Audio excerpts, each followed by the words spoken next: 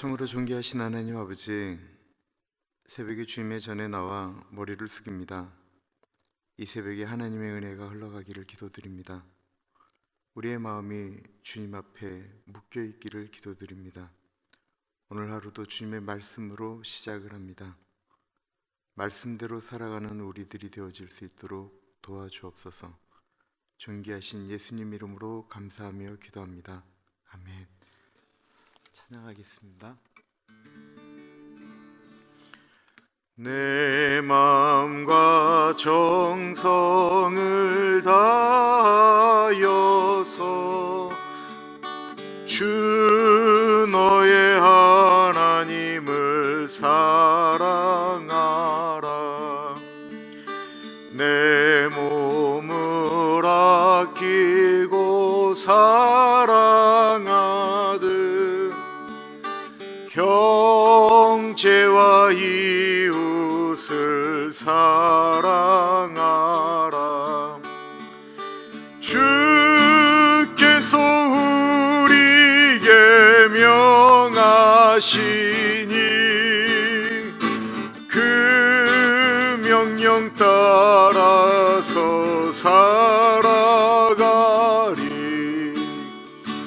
널 미워해 치는 원수라도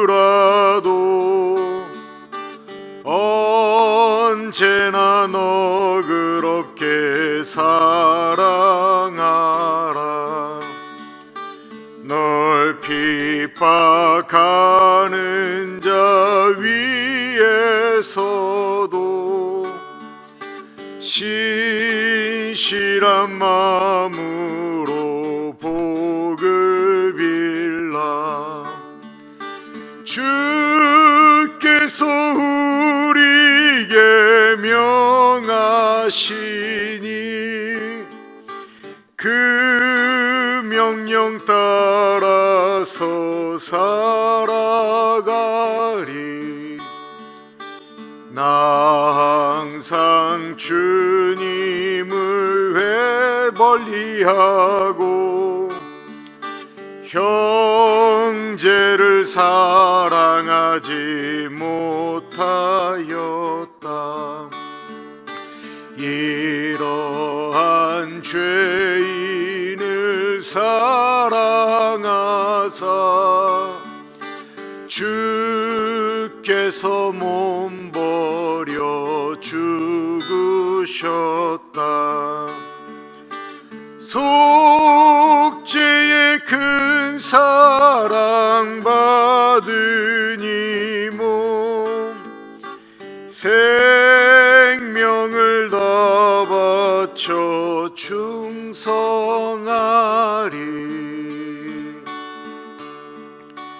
내가 그리스도와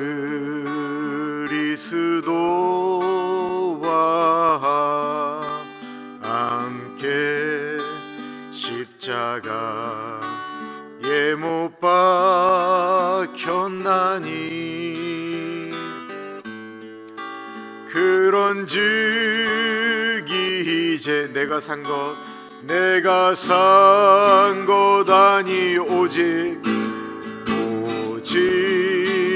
내 안에 예수께서 사신 것이라. 이제 내가 육체 가운데 육체 가운데 사는 것은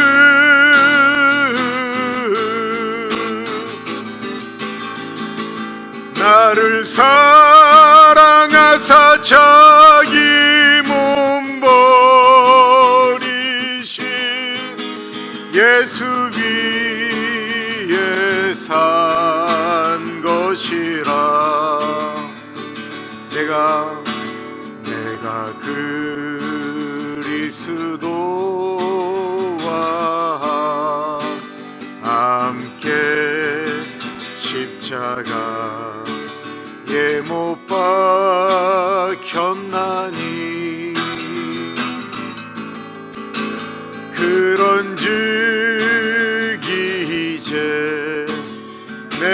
산 것 아니요 오직 내 안에 예수께서 사신 것이라. 이제 내가 육체가 가운데 사는 것은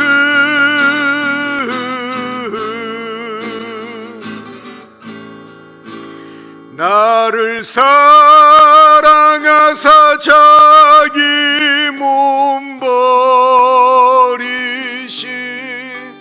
예수 위에 산 것이라. 이제 내가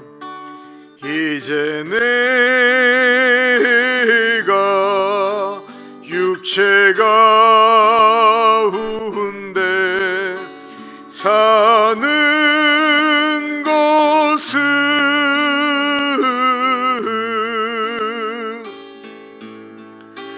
나를 사랑하사 자기 몸 버리신 예수 위에 산 것이라.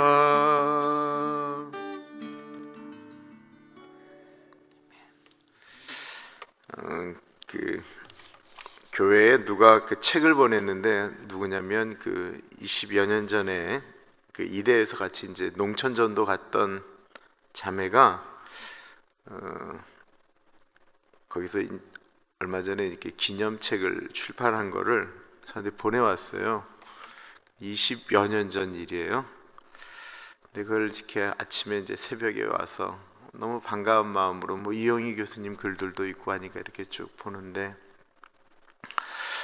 그때 내가 은혜 받고 마음이 이랬지 라고 하는 마음이 이렇게 확 올라오더라고요.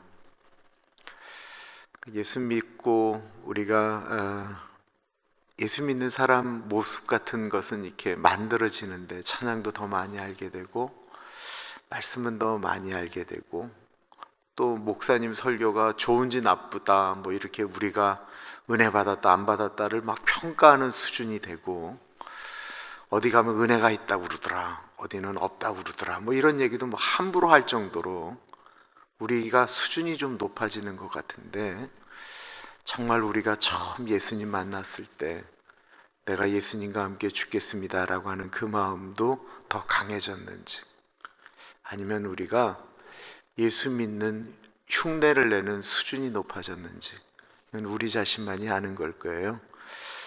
처음 예수님 만났을 때 그 은혜, 하나님 아버지, 오늘 이 새벽에 그 은혜 구합니다. 우리 같이 기도하고 말씀 듣도록 하겠습니다. 기도합니다. 참으로 존귀하신 하나님 아버지, 말씀대로 살아갈 수 있는 은혜, 처음 예수님 만났을 땐 예수 뜻대로 살겠다라고 몸부림쳤던 그 은혜가 이 새벽에 다시 한번 우리의 마음 가운데 일어나기를 원합니다. 눈에 보이는 것들이 아닌 내 마음 심중에 있는 것들을 주님 앞에 토설하며 나아가는 새벽 되어지기를 기도합니다. 존귀하신 예수님 이름으로 감사하며 기도합니다. 아멘. 하나님의 말씀 출애굽기 23장 1절에서부터 13절입니다. 출애굽기 23장 1절에서부터 13절, 우리 하나님의 말씀 교독하겠고요. 13절 같이 읽겠습니다.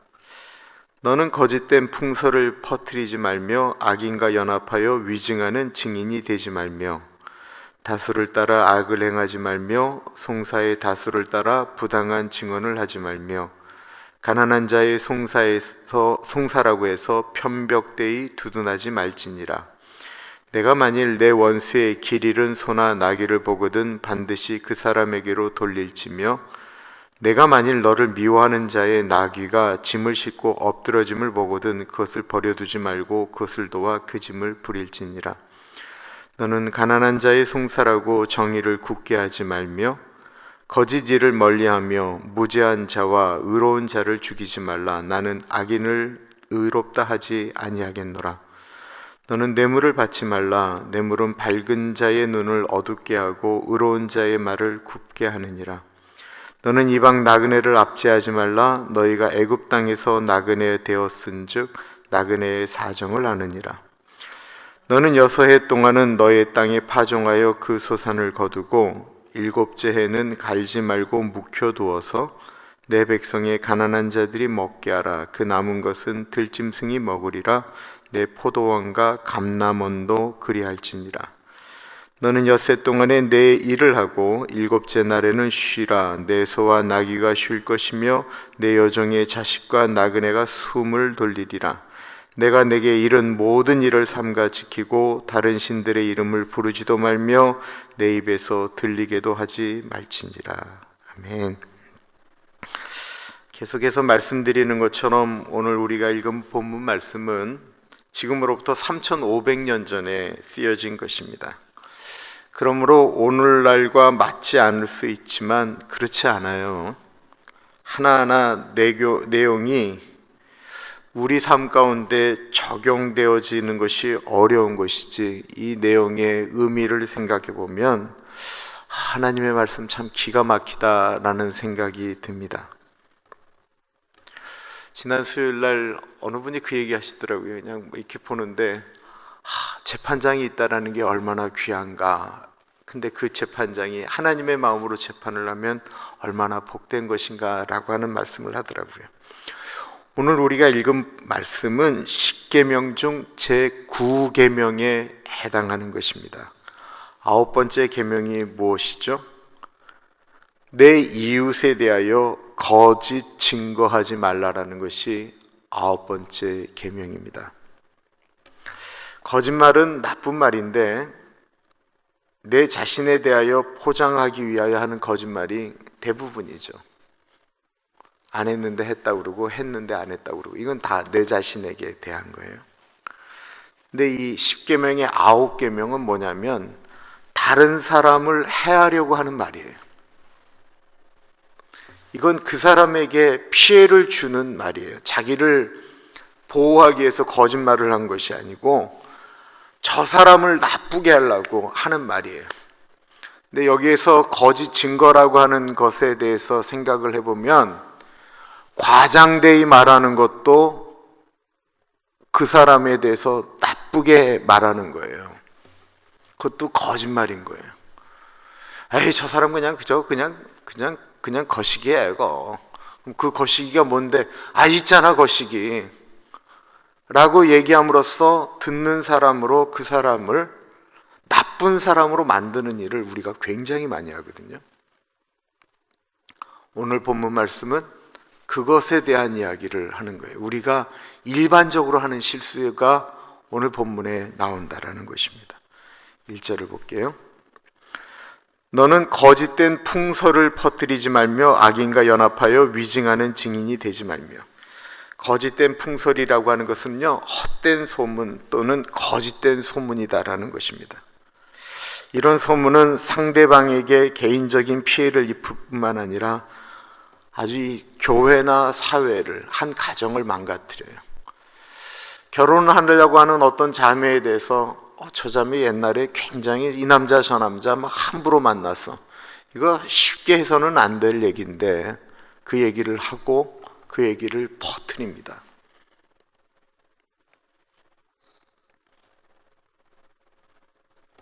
오늘날처럼 말을 퍼뜨린 다음에는 아니면 말고, 그리고는 자기는 그런 의도가 아니었다라는 거예요. 제발 좀 우리가 유튜브나 이런 것들을 보면 상식적이었으면 좋겠어요.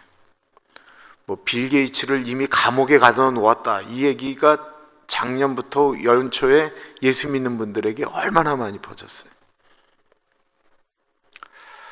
그냥 그러고 나서 아니면 말고라는 거예요. 아니면 말고.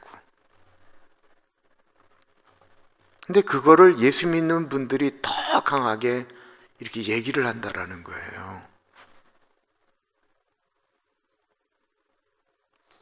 더군다나 이것이 악한 사람들에게 선한 사람들을 넘어뜨리는 도구가 되어진다라는 것입니다. 악인이 전한 말을 있는 그대로 듣고, 악인인지도 모르는 거죠. 그 사람은 의도를 가지고 내 귀에다 전달해 줬는데 내가 그 말을 믿고 듣고는 그 말을 있는 그대로 또 다른 사람에게 전달하는 거예요. 이것이 하나님 편에서는 악인과 연합한 것이다라는 것입니다. 나는 들은 얘기를 한 거예요. 난 들은 얘기, 그 사람한테 들은 얘기를 한 거예요. 그런데 위증이라는 것입니다. 남에게 들은 얘기를 사실로 얘기하면 안 된다라는 거예요. 본인이 안 봤으면, 본인이 직접 안 들었으면 입을 다무는 것이 공동체를 위하여 좋다라는 것입니다. 일반적으로 민주주의는 철저하게 다수결의 원칙으로 나아갑니다. 다수가 찬성하면 그대로 가는 것인데 다수가 꼭 옳은 것은 아니다라는 거예요. 2절을 보세요. 다수를 따라 악을 행하지 말며 송사의 다수를 따라 부당한 증언을 하지 말며. 다수라고 하는 것은 많은 사람들이 소리를 내는 것을 의미하는 것이죠. 많은 사람들이 가는 길을 의미하는 것입니다. 많은 사람들이 가는 길이라고 해서 그 길이 선한 길이 아니다라는 것입니다.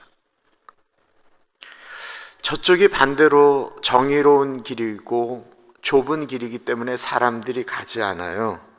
그런데 많은 사람들이 소리를 내고 많은 사람들이 가는 곳이 힘이 있어요. 그 소리가 크면 반대로 가는 사람들은 위축될 수밖에 없습니다. 힘없는 사람들은 소리를 내면 반대로 힘을 내는 것 자체가 자신이 없으니까 그것이 나쁜 길인 줄 알면서도 따라가게 된다라는 거예요. 왜냐하면 혼자 진실한 편에 선다라고 하는 것은 따돌림 당하기 쉽기 때문에 그렇습니다. 민수기에 나오는 12명의 정탐꾼 이야기가 그랬습니다. 가나안으로 들어가기 전에 이스라엘 민족은 가데스 바네아에서 12명의 정탐꾼을 가나안에 보내고 그들이 40일 동안 가나안을 정탐하고 돌아옵니다. 그리고 돌아올 때 10명이 부정적인 이야기를 하죠. 그들이 보았던 가나안 사람들은 너무 힘이 세고 키 큰 사람들이었고 우리는 갔다가는 다 죽는다라는 거예요. 우리는 그들에 비하면 메뚜기와 같다라는 것입니다. 어떤 사람들은 그들을 보면서 우리는 메뚜기라고 얘기를 했는데 여호수아와 갈렙은 아니다. 그들은 우리의 밥이다. 우리가 물 말아 먹을 수 있는 존재와 같은 아무것도 아니다라고 이야기하는데 다수의 소리가 이겼다라는 것입니다. 그리고 다수의 소리가 점점 커지자 어떻게 했냐면 진실을 이야기하는 여호수아와 갈렙을 돌로 쳐 죽이려고 했어요. 누가 이랬어요? 예수 믿는 사람들이 그랬어요. 이게 교회에서 일어나는 일이다라는 것을 얘기하는 거예요. 교회에서 일어나는 일. 하나님을 믿는 백성들 사이에 매일 아침에 만나 먹었던 사람들이 밤에는 불기둥이 그들을 따뜻하게 만들고 있었고 낮에는 구름 기둥을 경험하는 그 사람들이 그 하나님의 백성들이 그랬다라는 것입니다. 교회가 왜 분열될 수밖에 없느냐? 이 일이 똑같이 일어나기 때문에 그렇습니다. 민수기 14장 볼게요. 그 땅을 정탐한 자 중 눈의 아들 여호수아와 여분네의 아들 갈렙이 자기들의 옷을 찢고 이스라엘 자손의 온 회중에게 말하여 이르되 우루가 두루 다니며 정탐한 땅은 심히 아름다운 땅이라. 여호와께서 우리를 기뻐하시면 우리를 그 땅으로 인도하여 들이시고 그 땅을 우리에게 주시리라. 이는 과연 젖과 꿀이 흐르는 땅이니라. 다만 여호와를 거역하지는 말라. 또 그 땅 백성을 두려워하지 말라. 그들은 우리의 먹이라. 그들의 보호자는 그들에게서 떠났고 여호와는 우리와 함께 하시느니라. 그들을 두려워하지 말라. 얼마나 멋진 말이에요. 하나, 온 회중이 그들을 돌로 치려 하는데 그때 여호와의 영광이 회막에서 이스라엘 모든 자손에게 나타나시니라. 일반적인 결정은 다수결로 하는 것이 맞지만 교회의 결정이 꼭 다수결이어서는 안 되는 이유가 여기 있습니다. 저 사람이 나랑 친하니까, 많은 사람들이 그쪽 편을 드니까 라고 말하는 것은 틀렸다라고 말씀하고 있는 거예요. 3절부터는 재판에 관련된 이야기를 하는데요. 하나님은 가난한 사람들을 불쌍히 여기시지만 가난하다고 잘못한 것을 옳다고 말해서는 안 된다라고 말씀하고 있습니다. 재판의 공정성에 대한 이야기를 하는 거예요. 3절을 보세요. 가난한 자의 송사라고 해서 편벽되이 두둔하지 말지니라 라고 말씀하고 있습니다. 사람들은 가난한 사람 편에 무조건 서려고 하는 착한 마음이 있습니다. 그런데 그것을 가리켜 편벽이라고 이야기했어요. 이 치우친 행동을 편벽이라고 그래요. 치우친 사랑을 뭐라고 그래요? 편애라고 그래요. 치우친 생각을 뭐라고 그래요? 편견이라고 그래요. 그러니까 편벽이라고 하는 건 가난하다고 내 마음이 그냥 무조건 그 사람 편에 서 있는 거예요. 이렇게 하면 안 된다라고 말씀하고 있는 것입니다. 가난이 그 사람을 옳다라고 증명하는 것은 아니다라는 거예요. 잘못한 것은 잘못한 것이고 그거 오직 가난하다는 이유만으로 틀려도 옳다고 말하는 것은 옳지 않다라고 하는 것입니다. 4절과 5절은요, 원수라도 도와주어야 된다라고 말하고 있습니다. 내가 만일 내 원수의 길 잃은 소나 나귀를 보거든 반드시 그 사람에게로 돌릴지며 내가 만일 너를 미워하는 자의 나귀가 짐을 싣고 엎드려짐을 보거든 그것을 버려두지 말고 그것을 도와 그 짐을 부릴지니라. 오늘날로 말하면 원수 집에 이제 도둑이 들어가는 거예요. 근데 내가 진짜 싫어하는 사람 집이에요. 원수예요. 그 집에 도둑이 들어가니까 쌤통이다 그러고 전화 안 하는 거예요. 내 원수가 차를 타고 운전하고 하는데 차 사고가 아주 크게 났어요. 근데 쌤통이다 그러고 911에 전화하지 않는 거예요. 그러지 말라라는 거예요. 근데 우리 진짜 쉽게 하는 게 진짜 고소해. 그렇게 잘난 척하더니 그렇게 예수 잘 믿는 척하더니 적골당한다라고 얘기하는 말이 우리 안에 이렇게 올라온다라는 거예요.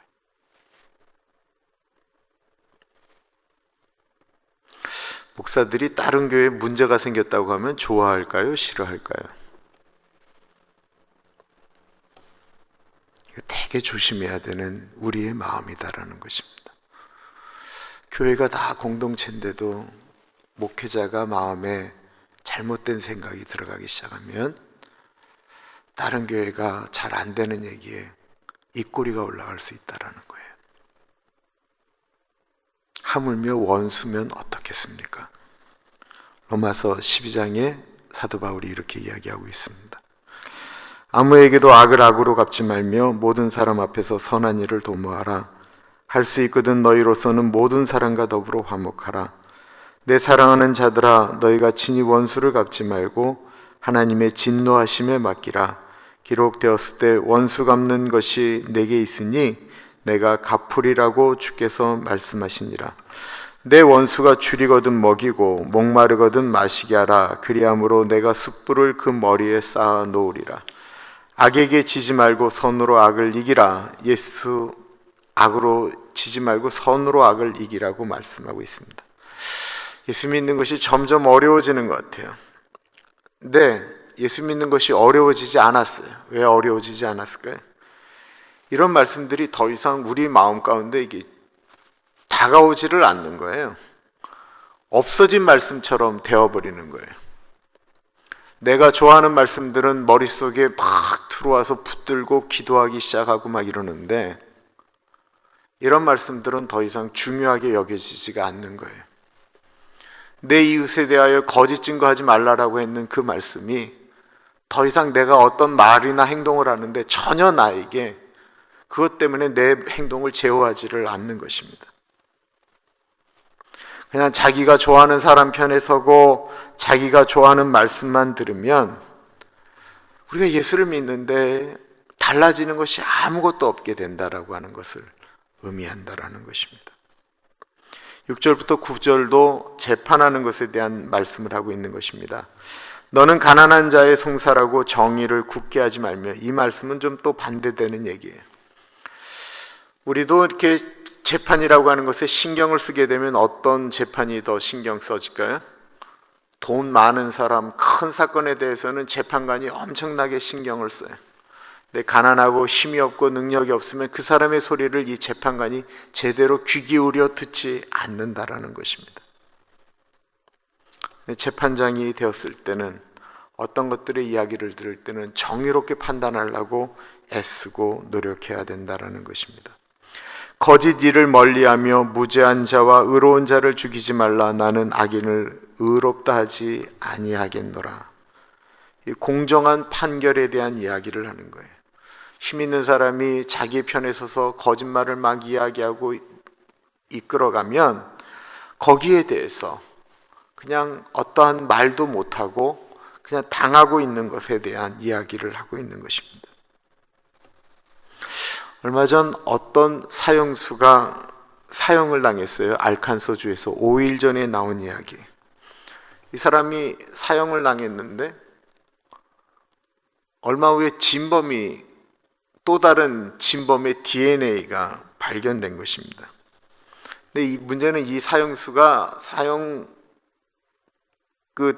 기다리는 내내 1995년도에 일어난 일이거든요. 그러니까 25년을 사형수로 살다가 사형당했는데 내내 자기는 결백하다라고 이야기를 했어요. 근데 그 사람이 살인을 한 것을 본 사람은 없어요. 근데 이 사람이 그 집에서 나오는 걸 봤다라는 사람과 그 사람이 길로 지나갔다라는 사람들의 증언 때문에 이 사람이 사형수가 되었습니다. 물론 이 옳고 그름의 문제를 따지기는 어려운데 이 사람이 하필 백인이 아니었고 흑인이었다라는 거예요. 그 사람들의 마음 가운데 이런 마음이 드는 거죠. 저 사람이 부유한 백인이었어도 이렇게 판결을 했을까? 이런 마음들이 드는 거예요. 그러니까 가난하다라고 해서 그 사람의 억울함을 쉽게 풀지 말라고 이야기하는 것이 하나님이 우리에게 원하셨다라는 것입니다. 부당한 판결로 인해서 의로운 자나 무고운 자가 사형을 당하는 것을 가리켜 재판관의 법정 살인이라고 보통 이야기를 해요. 왜냐하면 재판관이 이 사람은 사형입니다 라고 언도함으로써 그 사람은 사형당하는 거예요. 이제 더 이상 길이 없는 거예요. 법정에서 그 사람에 대해서 사형을 언도하면 그걸로 끝나는 거예요. 이 사람이 아무리 억울해도 그곳에 있는 사람은 그렇게 되는 거예요. 제가 가르쳤던 친구가 판사가 됐어요. 근데 그 친구가 늘 마음 가운데 있는 두려움이 이거라는 거예요. 목사님, 제가 판결을 잘못해서 억울한 사람이 생길까가 늘 두렵다라는 거예요. 안 하고 싶다라는 거예요. 그 스트레스가 너무 커서, 그러니까 예수 믿는 친구니까 이 판결문을 두고 그거를 이렇게 계속 보는 거예요. 혹이나 자기가 잘못할까 봐 잠을 잘 수가 없대요. 하나님께 기도하면 하나님이 이건 이거다라고 말씀해 주시면 좋겠는데 그러지도 않으니까 그냥 새벽마다 기도하고 그리고 나서 판결문을 또 보고 또 보고 또 보고 또 보고 안 하고 싶다라는 거예요. 그래서 제가 그랬어요. 너는 꼭 해야 된다라고 그랬어요. 너 같은 사람이 판사가 돼야지. 너 같은 사람이 그 자리를 지켜줘야지. 예수 믿는 사람들이 그런 마음으로 재판을 해야지. 피곤하다고 대충 해버리고 가난하다라고 대충 해버리면 어떻게 살겠느냐라는 거예요. 오죽 그런 일들이 많으면 죄수들이 들어가면서 내가 이런 일을 당하는 거는 내가 돈이 없어서라고 이야기하잖아요. 돈이 있으면 무죄가 되고 돈이 없으니까 유죄가 된다라고 이야기하지 않겠어요? 거기에 대한 말씀이 6절과 7절이다라는 것입니다. 8절에 보면 너는 뇌물을 받지 말라. 뇌물은 밝은 자의 눈을 어둡게 하고 의로운 자의 말을 굽게 하느니라. 이 재판관이 뇌물을 받게 되고 판결을 하면 안 된다라고 하는 것을 말씀하고 있는 것입니다. 이게 진짜 어려운 얘기예요. 진짜 어려운 얘기. 이게 뭐 미국은 잘 모르겠어요. 한국에 내가 재밌는 얘기 하나 할게요. 제 신학교 동기 중에 한 분이 목사죠. 근데 이 친구가 이제 가난한 분들을 위하여 열심히 일을 하는 아주 굉장히 괜찮은 목사였어요. 그래서 이명박 대통령 때 이 친구가 뭐로 들어갔냐면 비서관이 됐어요. 목사인데 이 비리나 이런 것들을 이렇게 잘 감찰하는 사정비서관이 됐어요. 청렴한 목사예요. 근데 1년여 만에 나오게 됐어요. 왜 그런 줄 아세요? 기업에서 이 친구의 사돈의 팔촌까지 가서 뇌물을 주는 거예요. 본인은 깨끗하려고 하는데 벌써 처가의 누가 이미 어디서부터 돈을 받은 거예요. 모른 거죠. 이 사회가 그러니까 그냥 다 걸리는 거예요. 그거 얼마나 어려워요. 그러니까 결국은 그냥 본인이 감당하지 못해서 나왔어요. 이게 참 쉽지가 않은 거예요. 그래서 어떤 것들을 바르게 하기 위해서 진짜 이렇게 뇌물 받지 아니하고 정직하게 하려는 것 얼마나 어려운 일인지 모르겠습니다. 9절을 보세요. 너는 이방 나그네를 압제하지 말라. 너희가 애굽 땅에서 나그네 되었은즉 나그네의 사정을 아느니라. 이 이방 나그네라고 하는 것은 이스라엘 사회에 거주하는 이방인을 이야기하는 거죠. 이스라엘 사람들이 이집트를 나올 때 잡족이 따라 나왔다 그러거든요. 그건 이스라엘 사람들도 아니고 이집트 사람들도 아닌 아프리카에 있었던 흑인이나 이런 분들이 다 같이 따라 나왔다라는 거예요. 다 이방인들이에요.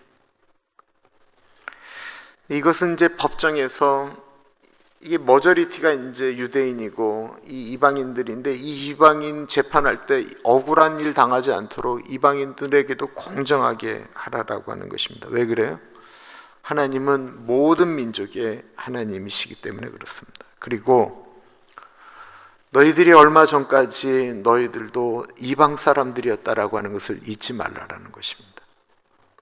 애굽에서 430년 동안 노예로 있다가 너희가 자유를 얻은 지 얼마 되지 않았다라는 것을 잊지 말라라는 거예요. 나그네 사정은 나그네가 안다라고 하는 것입니다. 우리는 지금 미국에 살고 있고요.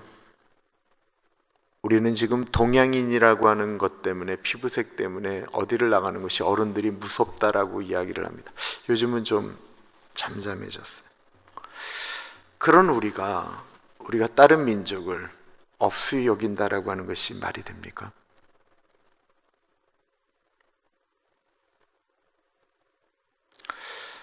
저희가 이제 농촌 전도할 때 필리핀 선교 많이 갔는데 필리핀 가면 조심하라고 이야기를 했었어요. 지금은 조금 시대가 바뀌었지만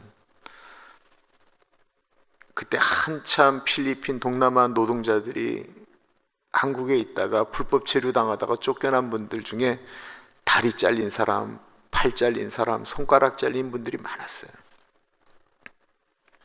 이분들이 돌아가서는 한국에 대해서 그렇게 욕을 했어요. 선교를 나갔는데 이미지가 너무 안 좋은 거예요. 왜 그래요? 압제했기 때문에 그래요. 압제했기 때문에. 한국 분들이 얼마나 그게 심해요. 고향만 달라도 멸시하잖아요. 세상에 이런 나라가 어디 있어요. 그걸 하물며 해외에서 온 이주민들에 대해서 얼마나 심하게 이야기하는지 모르겠어요. 사실 저희 교회가 한국에 있는 교회하고 성경학교 하려고 준비하다가 팬데믹 때문에 멈췄는데 그 중에 한 프로젝트가 애들을 데리고 해남으로 내려가는 것이었어요. 한 교회하고 조인해서. 왜 그러냐면 그 해남은 베트남이나 캄보디아나 이런 데서 오신 분들하고 결혼한 농촌, 그러니까 거기에 사는 아이들의 70% 이상이, 그러니까 이제 이 외국에서 온 분들하고 이제 결혼해서 낳은 자식들인데, 이 자식들이 학교를 가면 이렇게 너무 이렇게 색깔이 다르다라고 멸시를 하니까 그런 사람들이 계속 모여서 학교가 만들어지고 교회가 만들어졌어요. 그런 곳에 영어 교실 열고 움직이려고 준비하고 있다가 그 팬데믹이 일어났습니다. 우리 마음 가운데 하나님은 모든 사람들을 사랑한다라고 하는 마음을 잊어서는 안 된다라는 것입니다. 10절과 11절은 안식년에 관련된 거예요. 너는 6해 동안은 너의 땅에 파종하여 그 소산을 거두고 7째 해에는 갈지 말고 묵혀두어서 내 백성의 가난한 자들이 먹게 하라. 그 남은 것은 들짐승이 먹으리라. 내 포도원과 감람원도 그리할지니라. 이 토지에 대한 안식년이에요. 이게 지켜졌으면 얼마나 기가 막힐까 싶은데 금방 사라진 법 같아요. 그러니까 6년 동안 농사를 짓고 7년째는 이 토지 자체를 완전히 농사를 안 짓고 그냥 내버려 두는 거예요. 근데 우리는 땅을 놀려놓으면 땅이 망가진다라고 하는데, 토지에 6년 정도 일하고 1년 동안 그 내버려 두면 그 땅이 지력이라고 그러잖아요. 땅의 힘, 지력이라고 하는데 그 지력이 회복되어지고 생산력이 높아진다라는 것입니다. 그리고 우리가 이제 농사를 졌던 곳에 6년 동안 농사를 짓고 1년을 쉬면 사람이 막 농사를 질 때처럼은 그렇지 않지만 거기에 씨앗이나 이런 것들이 그대로 떨어졌기 때문에 거기서 이렇게 농산물들이 올라오죠. 그거는 가난한 사람들과 짐승들이 먹을 수 있도록 내버려 두라는 것입니다. 11절에 보시면 묵혀두어서라고 하는 말이 있어요. 11절에 7째 해에는 갈지 말고 묵혀두어서라고 하는 말은 일꾼을 시켜서 땅을 경작하지 말고 그대로 두라라고 하는 거예요. 이 얘기는 뭐냐면 안식년 제도는 땅만 쉬는 게 아니에요. 그 땅에서 일하는 인부들도 쉬게 만들어서 안식년 제도였다라는 것입니다. 그러니까 땅도 쉬고 사람도 쉬게 했다라는 거예요. 백성이 가난한 자로 먹게 하라고 이야기를 했습니다. 그러니까 안식년에서 들에서 나오는 식물이나 곡식은 주인이 거두면 안 되는 거였어요. 그거는 가난한 사람들이나 힘든 사람들이 와서 수확할 수 있도록 했다라고 하는 것입니다. 모든 과수원의 열매도 동일하게 적용이 되었습니다. 이게 어떻게 하면 가능할까요? 이 땅은 내 땅이 아니라고 하는 청지기 의식이 있어야만이 가능한 거 아니겠어요? 이건 하나님의 땅이다. 이 안식년 제도가 토지 가운데 이루어지려면 이건 내 게 아니고 하나님 거다라고 하는 의식이 철저해야만이 가능한 거예요. 그러지 않으면 불가능한 거예요. 이건 하나님이 거다. 그리고 내가 하나님이 주신 것이 이게 또다시 좀 잘 회복이 되어야 된다. 사람의 욕심 때문에 망가졌던 것들을 회복시켜야 된다. 그리고 놀리는 것을 이야기하는 것입니다. 12절에 보면 너는 엿새 동안에 내 일을 하고 7째 날에는 쉬라. 내 소와 나귀가 쉴 것이며 내 여종의 자식과 나그네가 숨을 돌린다라고 이야기하고 있습니다. 이 안식일을 지키기 위해서 해야 될 일은 엿새 동안에 일을 하는 것을 의미하는 거예요. 이 진정한 안식의 의미는 6일 동안 열심히 일한 사람에게 주어지는 목과 같다라는 것입니다. 안식일은 단순히 안식일 하루만이 국한되는 것이 그러므로 아니고요. 일주일이라고 하는 것을 전체적으로 끌고 가는 의미라고 생각하시는 것이 맞다라는 거예요. 그러면 목사님 나는 이미 은퇴했는데요. 나는 하루 놀고 하루 쉬는데 그럼 나는 뭐 매일 안식일인데 어떻게 하란 말이냐? 그렇지 않아요. 보세요. 내가 나에게 주어진 시간 가운데 하루 놀고 하루 쉬는 게 얼마나 어려운데, 어르신들이 하루 놀고 하루 쉬는데 바빠 죽겠다고 말씀을 하세요. 진짜 그러세요. 그런데 그거를 좀 그래도 규모 있게 좀 보내자라는 거예요. 하루 종일 텔레비만 보면서 하루 종일 그거 갖고 채널 돌리면서 뭐 홈쇼핑을 한다, 이게 아니라는 거예요. 그럼 예수 믿는 사람들이 나에게 주어진 일들이 있잖아요. 그 일을 감당하면서 안식하라고 말씀하고 있는 것입니다. 가능하면 사회적 봉사하는 것도 좋고요, 교회 일하는 것도 좋고, 선한 일을 하고 기도하고, 그러면 내가 애쓰고 노력했기 때문에 나에게 다가오는 안식일은 더 특별할 것이다 라는 것입니다. 내 여종의 자식이라고 이야기하고 있어요. 이스라엘 사람들이 이 여자는 숫자로 치지도 않았잖아요. 그런 시대의 여종, 이건 뭐 이스라엘 사람도 아니잖아요. 그 여종의 자식이니까 이건 뭐 얼마나 그러겠어요. 근데 안식일에는 그런 내가 막 함부로 대하고 그냥 사람이라고 생각도 안 하고 막 움직이는 모든 사람들도, 그런 사람들마저도 모두 안식하게 했다라는 것입니다. 괜찮은 사람만 안식한 게 아니고 그런 분들도 안식하게 했다라는 거예요. 13절에 보면 내가 내게 이른 모든 일을 삼가 지키고 다른 신들의 이름을 부르지도 말며 내 입에서 들리게도 하지 말지니라. 여기 삼가 지키고 라는 말씀, 이건 울타리를 친다라는 말이에요. 울타리를 치고 보존하는 것을 의미하는 거예요. 아까 서두에 드렸던 말씀을 다시 이제 말씀드리는 것입니다. 3500년 전에 만들어졌던 법이에요. 내 이웃에 대하여 거짓 증거하지 말지니라는 것이, 다른 사람에 대해서 그 사람을 폄훼하기 위하여 과장하는 것들이나 이런 것들에 대해서 우리가 울타리를 치고 내 마음을 지켜야만이 하나님의 백성처럼 살아간다라고 하는 것을 말씀하고 있는 것입니다. 내가 싫어하는 사람이 안 되는 것에 대해서 그냥 쌤통이다라고 하는 내 마음 자체를 하나님 앞에 나아가서, 하나님 내가 이 정도밖에 안 됩니다라고 하면서 내 마음을 그 안에 토설하는 게 중요하다라는 거예요. 이게 하나님께서 우리에게 말씀하시는 거예요. 그러면서 말씀하시는 게 뭐냐면 다른 신들의 이름을 부르지도 말며, 이게 앞에 거하고 무슨 상관이에요? 그러나 이게 해당이 돼요.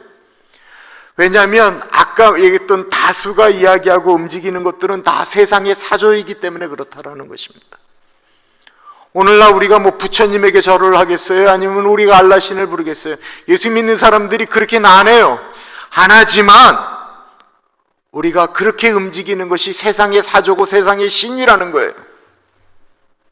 그게 그들의 이름을 부르는 것이다라는 것입니다.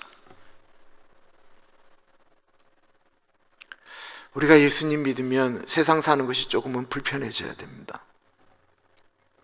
남들 하는 대로 다 가면 예수 믿는 것이 하나도 불편하지가 않아요. 그런데 왜 예수님께서 좁은 길로 가라고 하셨겠어요? 예수님이 말씀하시고 하나님께서 하나님의 백성에게 원하셨던 것이 흔치 않은 일이기 때문에 그렇습니다. 기도합니다.